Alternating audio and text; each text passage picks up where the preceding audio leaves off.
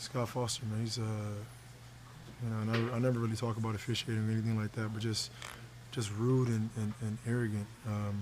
8 worst referee calls in NBA history. Before we start, I'd like you to hit that red subscribe button so that you never miss out on any of our videos. Hey guys, what's up? Welcome back to NBA Hub. Over the decades, hundreds of officials have made hundreds of thousands of calls on the court. So, with millions of variables, if one referee's name kept cropping up when it came to mind-boggling calls that influenced the results of huge games, that would just be insane, right? Luckily, since we're balanced, fair, unbiased, and 100% totally impartial, we'd never, ever single out one particularly bad referee. Here are the 8 worst referee calls in NBA history. Number 1. Anger Management, American Airlines Center, Dallas, April 16, 2007. Simply because Tim Duncan was sat on the Spurs bench laughing about something, which in all likelihood was Joey Crawford's last foul call, Crawford called a second technical foul and ejected Duncan. For some unknown reason, Crawford lost his mind, claiming Duncan swore and mocked him. Duncan said Crawford challenged him to a fight. The NBA thought Crawford overreacted, suspended him for the rest of the season, and then fined him $100,000. Commissioner David Stern also made Crawford see a sports psychiatrist. Crawford was reinstated the following season and never had any more anger management issues since he retired in 2016. I think it's on Tim Duncan sitting on the bench. Somebody on the bench for the Spurs.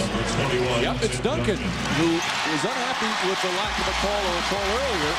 Number 2. I've seen a lot of things, but Madison Square Garden, New York City, May 18th, 1994. With 2.1 seconds left on the clock and the Knicks trailing by 1 point, Hubert Davis put up a shot. The ball had already left his hands and was on his way to the missing when he was bumped by Scottie Pippen. Referee Hugh Hollins blew up and Pippen was called for the foul. Davis was awarded 2 free throws, which he made. The Knicks won the game by a point and eventually the series. Naturally, the Bulls were outraged, Coach Phil Jackson stating, "I've seen a lot of things happen in the NBA, but I've never seen anything happen like what happened at the end of this game." Number 3. With great power, Los Angeles Lakers vs San Antonio Spurs, May 27, 2008. With great power comes great responsibility. Those are the words of Spider-Man's Uncle Ben, who could have been talking about NBA officials. During the 2008 Western Conference Finals, Spurs guard Brent Barry pulls up for a potential game-winning three-pointer and does a pump fake. Lakers guard Derek Fisher bites and is caught up in the air. Fisher lands on Barry as he puts up a brick to the backboard. No whistles came and officials allowed the play to stand. Referees wield a lot of responsibility. If they had called a foul, Barry could have been at the free throw line to tie the series at 2 games apiece. Instead, the Lakers took a 3-1 lead to reach the NBA Finals, where the underdog Detroit Pistons caused an upset. Number 4. Celtics get a helping hand.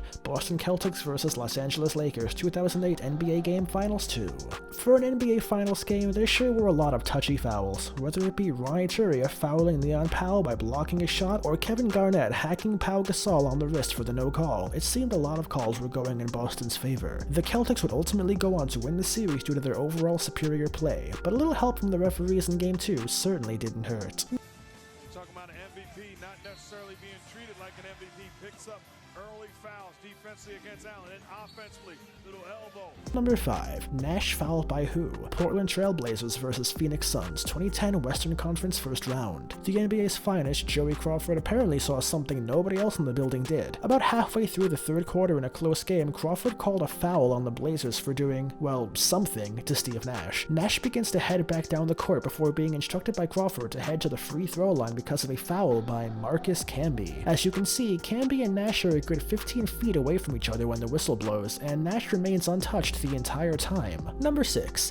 Utah Jazz vs Chicago Bulls, 1998. Michael Jordan is widely considered one of the best guards in NBA history. Armed with explosive first steps and an impeccable ability to change direction at will, Jordan could always create space for his shot. But in the 1998 finals, with his Chicago Bulls down by 1 point to the hometown Utah Jazz and with less than 10 seconds remaining, Jordan clearly pushed off defender Brian Russell's thigh for a clean look at the basket. Russell took to the ground and Jordan easily drained the 20-foot jumper. Since the Jazz failed to score on their next and final possession, Jordan's shot proved to be the clinching shot of the series and is now one of the most memorable moments in NBA Finals history. Number 7. Can I Get a Witness? Madison Square Garden, New York City, June 2nd, 1993. This was the game in the Knicks-Bulls rivalry that became known as the Charles Smith game. Why? Well, the Knicks were trailing by 1 point with the clock ticking down, and then being hacked from all sides, Charles Smith had a total of 4 shots under the basket which were blocked blocked, but no call ever came. The Bulls took the ball down, B.J. Armstrong scored to seal the win, and the Bulls went on to win the series in 6 games. Number 8.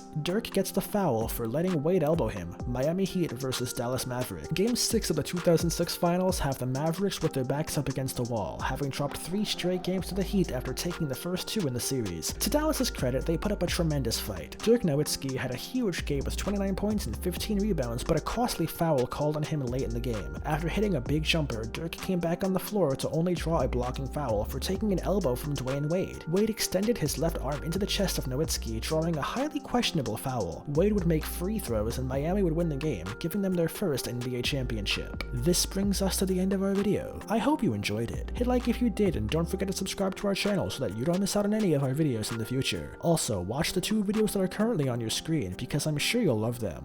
With that, I'll see you in the next video.